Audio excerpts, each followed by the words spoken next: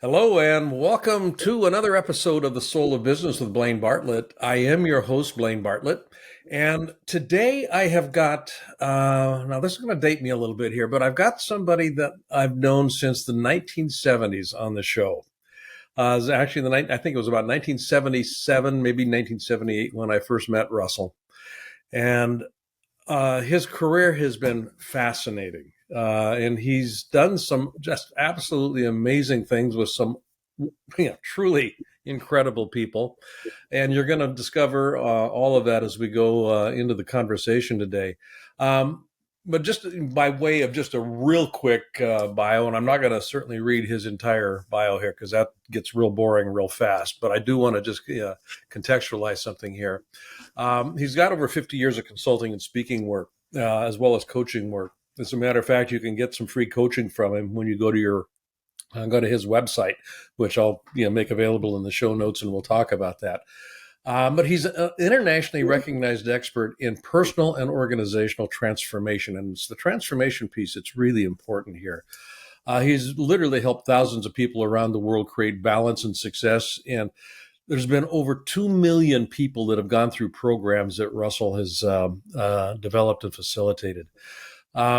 He worked very strongly with John Rogers, the traveler, in the work that John was doing, and brought that body of information into a digestible form, I guess would be one thing how I would describe it, just in terms of how do you transform with this information into a life that is fully lived.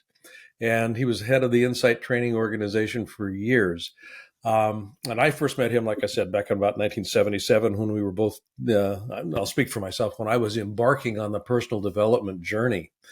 And I followed his career with actually a fair amount of interest with his work with Arianna Huffington and some other folks. So I want to just, with that, kind of monologue, Russell Bishop, welcome to my show, The Soul of Business. It is a pleasure, honor, and treat to have you here. Well, thank you, Blaine. I'm humbled myself. You are such a bright light out there in the world. I'm so grateful to have known you early on and see you again today, as you said, just a year or two later. One or two. It kind of goes by in a twinkle here, which is fascinating to me. The only question I usually ask my guests to begin with, and then it opens up stuff, is when you hear the term "the soul of business," which is the title of the podcast, what does that bring up for you? Well, there's lots of layers to that, as I'm sure you know so much better than most. For me, it's kind of like the book that I wrote called From Self-Talk to Soul Talk. Mm-hmm. In the work I've done with major corporations, there's always the what that the business is doing, and then how they're doing it. But when you ask them the why, sometimes it's just limited to shareholder value and growing market share and stuff like that. And that's rarely been inspiring, shall we say. And in today's world, with all the younger folks going, wait a minute, why am I here, and ghosting jobs? Because they feel an absence of meaning, an absence of consequence. So one way to answer the question of the soul of business is, are we making a difference that's worth making? A lot of differences can be made, and at the end of the day, it's like, so what? Yeah. So to me, we're really trying to get down to, like a friend of mine at Berkeley has something he calls the Greater Good Science Center, science for the greater good. Are we serving a greater good in some way? So that's one way of thinking about the soul of business. What's the greater good? That opens up a very interesting window for me anyway. For me, the purpose of business, and I got an economics background, and my marketing work at the University of Oregon, and business school I went to in the Netherlands. Everything was organized around the purpose of business being to deliver a product, number one, but also as a consequence of the delivery of that product or service to make a profit. And toff of the hat to Milton Friedman and all that kind of stuff. The purpose of business is to make a profit. I disagree vehemently with that at this stage in my life. I think the purpose of business is to create the possibility of thriving on the planet. So to your point about, we're always making a difference. What's the difference that is really worth making?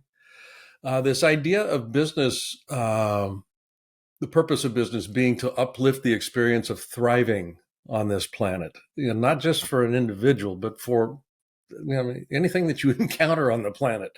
Even a rock has an opportunity to thrive. How does your work actually affect that? And I know of your work, but I'm interested from your perspective. How does the notion of thriving actually come into play, particularly with individuals in the work that you've done, through the insight work, but also just with the consulting work you've done with businesses? Where does thriving fit into this? That's a wonderful distinction uh, around what does it mean to thrive versus what does it mean to grow, expand, acquire, whatever. Because Mm-hmm. lots of people have grown, acquired, and there's not a lot of thriving in there Right. unless we're looking at a scorecard on the tangible side. So, we often would talk about, and I'm sure remember this, the symbols versus experience. Mm-hmm. What am I pursuing in life versus why would I want it? And very few people ask that question. So, what's the deeper meaning of why I want it? Uh, it's not about if I had more money, then I could buy more things. So, I used to ask people, well, what do I do? Well, I help people get what they think they want as fast as possible. So I can ask them, was that it? And it really, it kind of goes back to a longshoreman philosopher who famously said, you can never get enough of what you don't really need to make you happy. Yeah. And I just shortened that into you can never get enough of what you don't really want. So if we're thriving, there are qualities of experience. And what are those? And sooner or later, they delve into things like loving, which to me is a sign of the soul, Mm-hmm. because the soul is naturally loving. So how do I bring that forward into my day-to-day life and then share from that? So if I'm going to share from an overflow, is it an overflow of, well, angst and greed and concern, or is it an overflow of caring and consideration um, and compassion? Yeah. Compassion. Yeah. I love that word. And that's kind of the idea behind everything that I think business can be. And this is the whole notion of compassionate capitalism for me. Yes. It's a recognition that we're all connected, but then it's it's taking action on that recognition. And that action, if it's truly steeped in a realization of connection, is always going to be loving in some way, shape, or form. Yeah, I don't think it can't not be loving because it's me that I'm actually interacting with at the end of the day, or aspects of me, that are manifested in different forms. But, it's Alan Watts's whole point about, there is no I. Yeah, I was fortunate enough to know a gentleman named John Fetzer who passed away, 30 Yep. years ago Yep. or so. John was one of the Forbes 400 wealthiest in America, truly self-made. Uh, and he wrote extensively and spoke extensively on the power of love. And he said that love not only is the secret to personal success, but it's the secret to business success. And so everything he did, which was very mundane in many ways, he started the chains of radio stations and then cable stations. He owned the Detroit Tigers. I mean, you don't look at those and go, wow, there's a lofty thing. But what he tried to do was infuse the businesses and the people he worked with love. Mm-hmm. And then people loved doing the work. So very advanced thinking, shall we say, for someone of his generation. Particularly back then. when Absolutely. when in the Fetzer Foundation.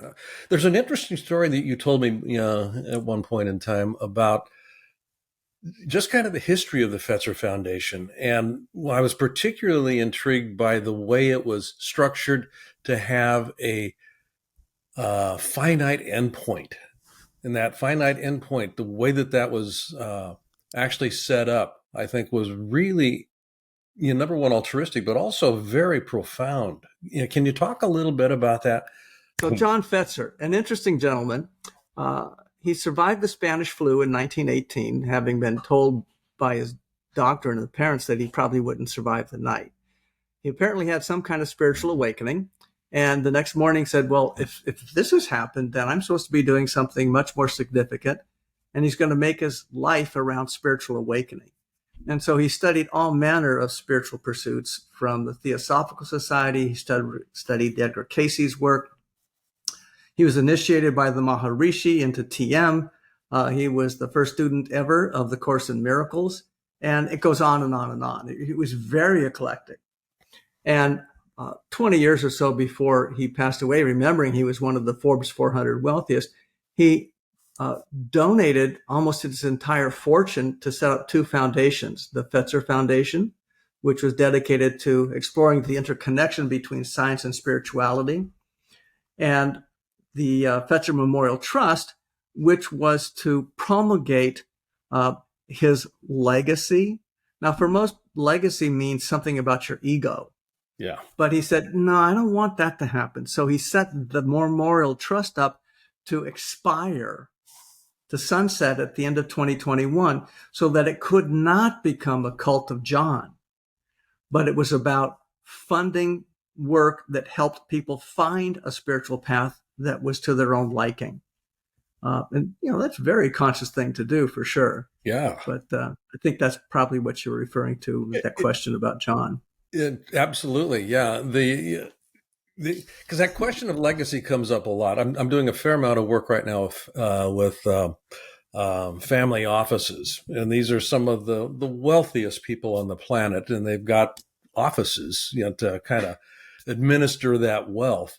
And a family I was working with not too long ago, one of them, referenced that it seemed to be true in the family that the assets were more important than the relationships. Sure. And that was an epiphany for a number of people that were in the family to have that spoken out loud.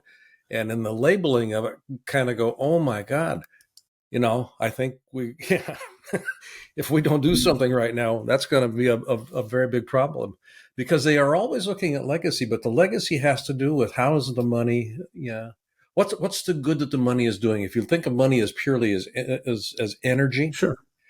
what's that energy being transformed into? And that's, I think, where it's not about creating an edifice. It's about, what's the difference that makes a difference? What kind of good can this energy be used to generate?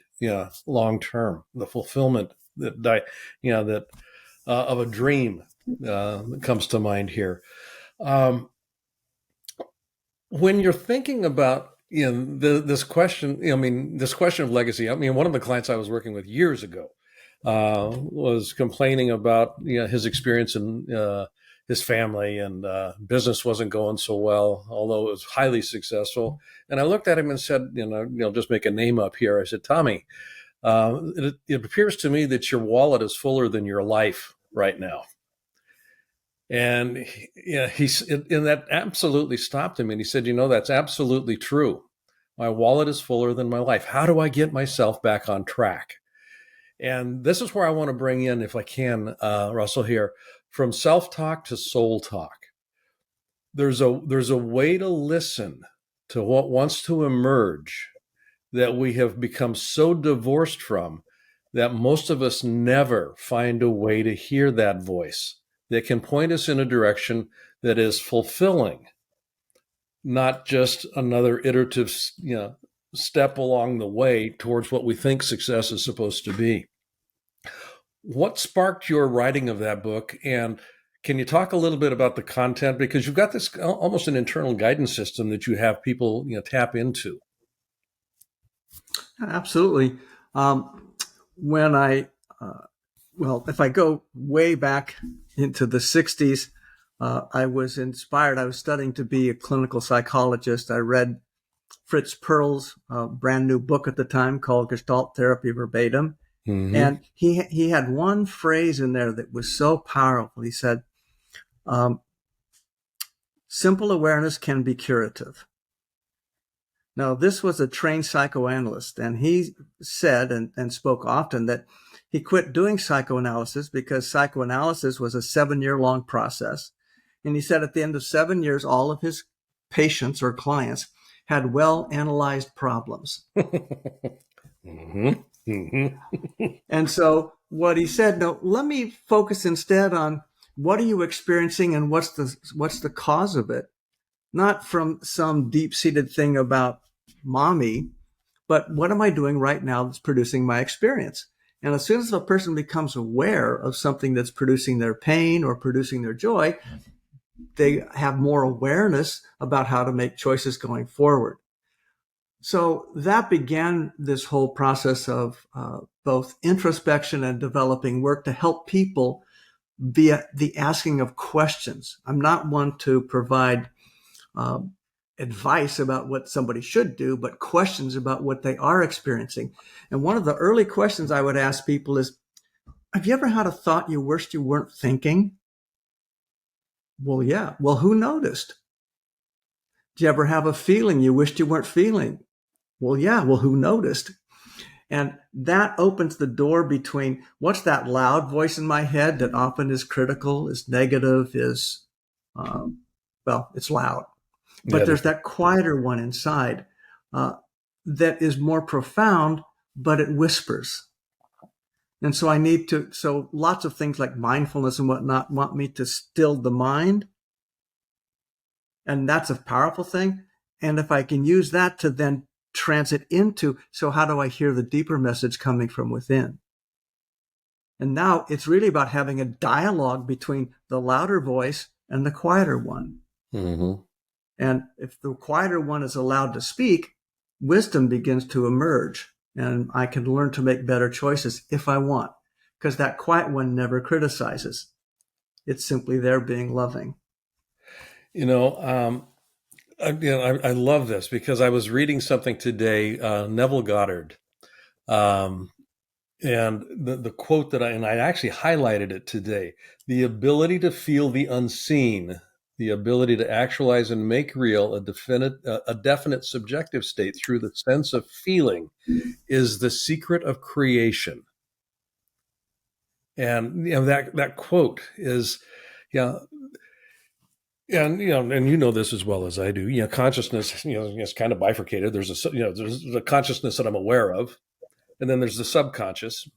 And if I think about it in traditional psychological terms, there's a male in the body, in the female form. The male is the ideation, and then the female would be the creative manifesting for it. The conscious impresses on the subconscious, and then if it's impressed effectively, and if there's an impregnation, literally, and if it's nurtured, it can grow.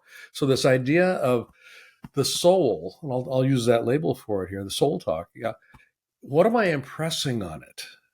What am I impressing on it? Now we're always doing it on. I mean, every one of us is doing it all the time. But most of us, to your point, aren't aware of what we're impressing on that soul, that subconscious that is actually the manifesting force in our lives.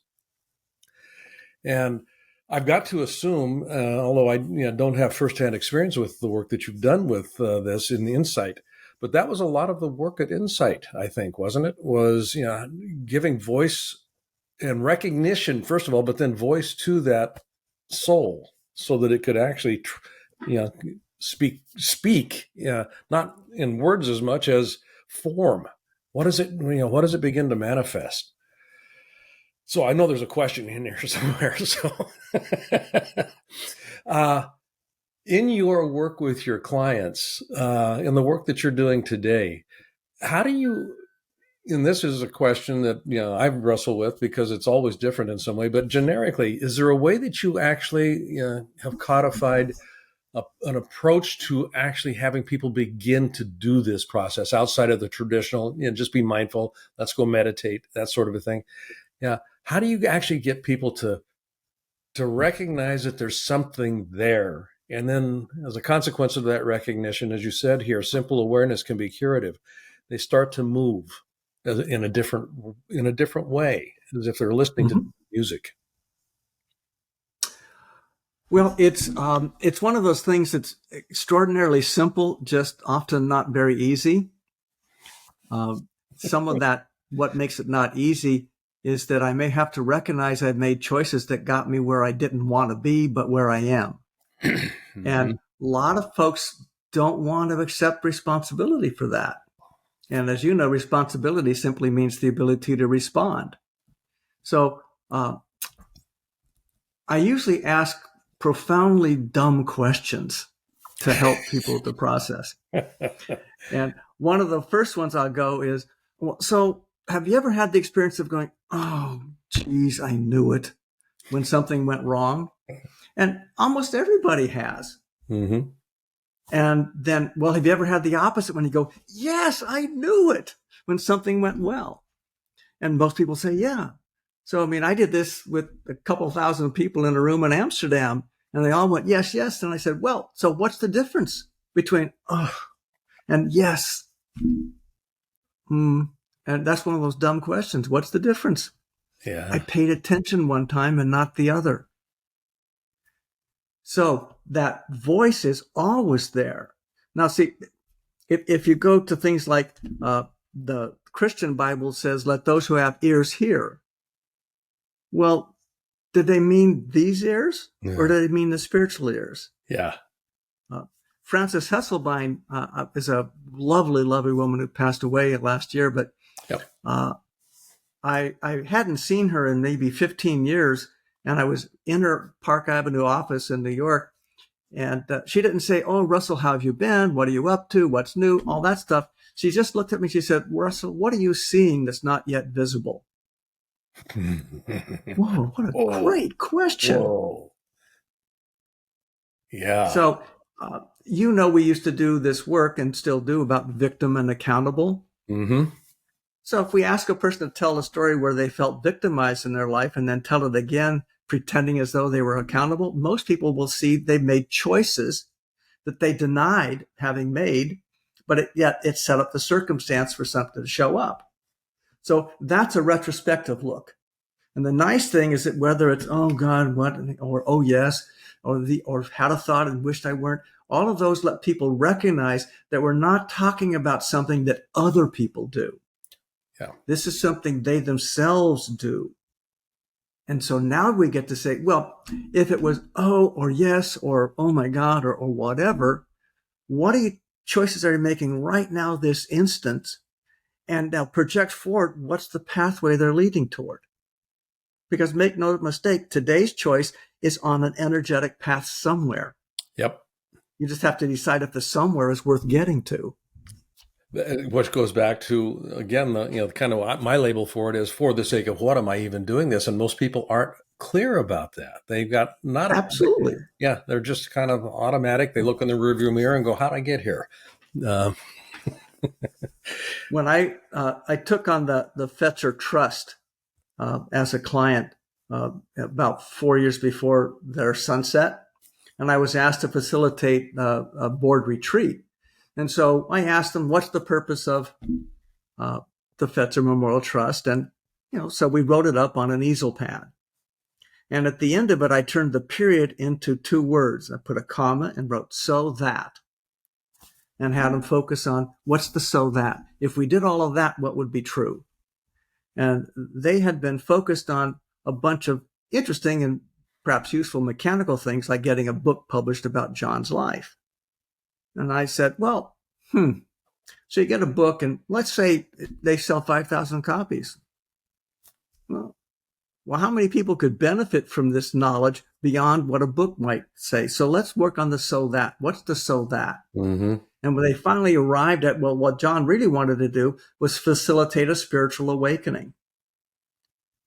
And so, well, how could we do that?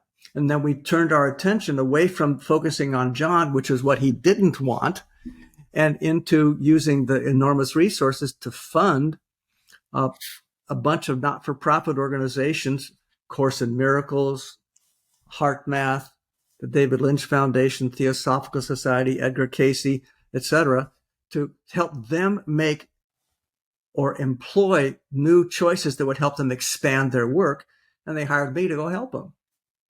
And that was amazing work to be able to do, because for every one of them, we did the same exercise. What's your mission purpose? So that.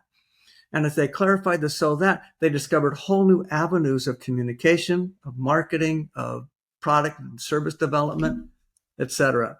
And we had to get them over the notion of they were, quote, nonprofit.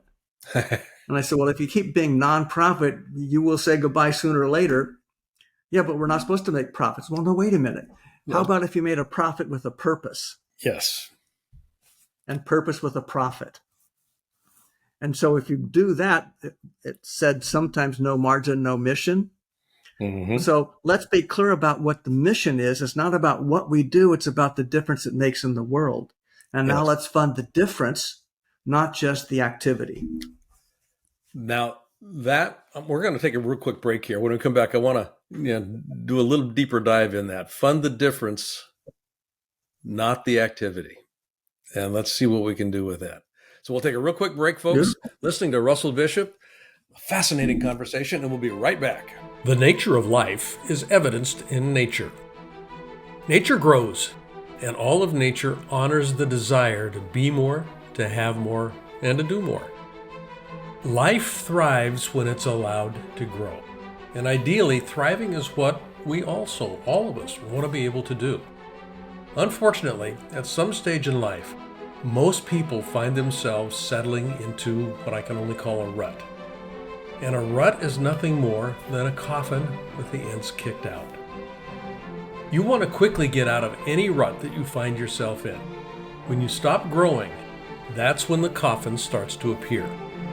The simple truth is this, and this is true for everything in nature. You're going to die. I'm going to die. Every one of us dies. So the question we need to come to grips with is not, are we going to die? The question nature asks us to answer is, are we truly living? That's what motivation is about. It's the desire to move. It's the desire to grow and to excel. Have I lived? How have I lived? I'd love for you to take advantage of my Leadership Mindset Masterclass. It's all about providing you with the tools to ensure thriving for yourself and for those around you. Register today to receive the free introduction video and find out more about this acclaimed program. You'll also receive a copy of my international #1 bestseller, Compassionate Capitalism, A Journey to the Soul of Business. I'm Blaine Bartlett, and I look forward to helping you thrive. Welcome back. Before we took the break, Russell had mentioned something that my ears perked up on. Fund the difference, not the activity. And those of you that are running businesses, which are the vast majority of who's listening to this, you're either a solopreneur or an entrepreneur. That's a question that would be, I think, useful to consider. And this idea of I'm gonna marry two concepts here. One is fund the experience, or fund the difference, not the activity. Coupled with the you need a margin to make the mission happen. Because that is the dilemma that I find oftentimes occurs in business is they may start off with an altruistic ideal and the mission is in the forefront. I mean, and usually the founder is pretty clear about the for the sake of what that this makes. What's the difference that this makes? And at some point in time, the business becomes viable. They've gotten over that funding hump. And now all of a sudden they've got professional managers that come in and they start watching how things are done. Processes get set up and procedures are put in place. And then the charts come out and the data bank gets set up. And all of a sudden now the numbers have taken on a significance that they didn't have before.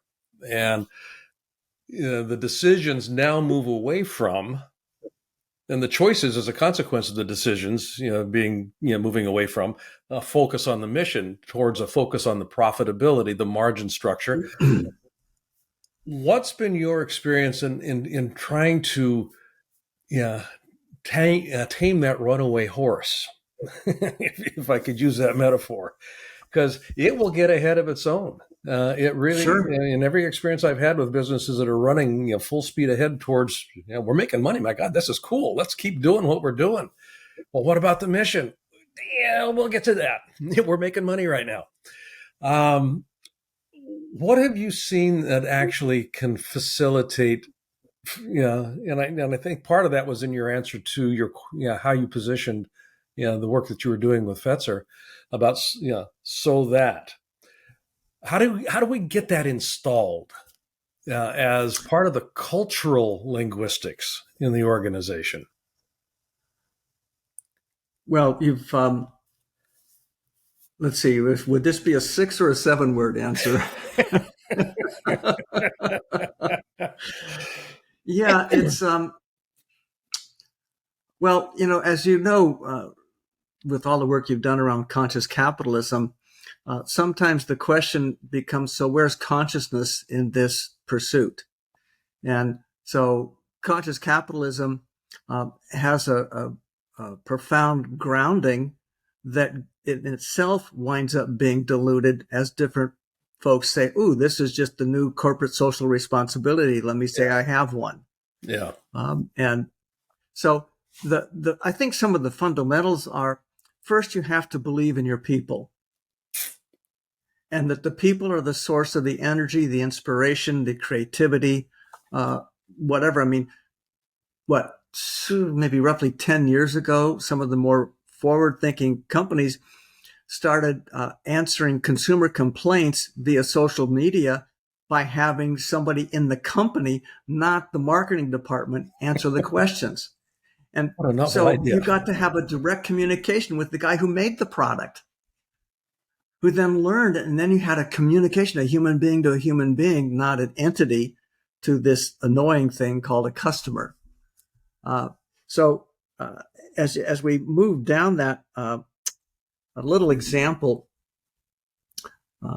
which is hardly going to sound like consciousness. And I wrote this in my first book about workarounds in organizations. It was a story about issues that companies face. And I was working with, and this is a company, by the way, this whole story has been published in the what we would call in the clear. So there's no big secrets here. Northrop Grumman was partnered with another big aerospace company and charged with building what was called the airborne-based laser. And the idea was to put a chemical laser in the nose cone of an orbiting 747 that could shoot down an enemy missile. It was Star Wars. Mm-hmm. And a very cool project, and wow, a lot, and hundreds of millions of dollars being pumped into it. And the project was years and years and years behind. And the Air Force just was at the end of its rope. It said, look, it took you 7 years to get the first test done. We need an operational something. And you have to do another test. So you have 1 year to get the next test done or we cancel the program. So I gathered together the joint teams from the different companies. Now, the companies are cooperating, but for their competitive position, their marketplace, their profits, whatever. A delay, what they've called a non-conformance issue, that's engineering speak for something didn't work the way it was supposed to, took the average of 72 days to resolve at an average cost of $1 million a day in delay. And there were over 110 outstanding non-conformance issues. So run your numbers. So with all these folks in the room, I asked that simple question. So why airborne-based laser? And at first they go into the science and they go into this and they go, yeah, but why is that important? Well, why is that? Okay, you have to keep asking, what's the deeper purpose to that? So it peels off the proverbial layer of the onion. And finally, someone in the exasperation state was to keep us safe. Oh, oh, this is about safety. Safety for whom? Everybody. Now, all of a sudden, we could align on safety, and then the engineering became the how instead of the Oh, focus yes. of what we do. And then we argue about who had better engineering. 1 year and 2 days from the date of that offsite, they not only satisfied the Air Force with a test, static lasing me on the ground, they actually shot a missile down from an orbiting 747. And And then everybody said it was impossible until we focused on purpose. that I love that story. I love that. Thank you for sharing that. That is a very cool story. Safety. Yeah. When we get clear on, and this is my language for it, but the for the sake of what? I mean, what's the difference that we're actually wanting to have in place that creates a difference, not just Yes. an activity, not just an action? Russ, where can people find out more about what you're up to? My website, russellbishop.com. Russell has 2 S's and 2 L's. And there's some stuff there. It talks a little bit about the personal work, about some of the spiritual alignment. It talks about the profit and the not-for-profit work. So, And you've got a book. I want to be sure that we, again, mention that.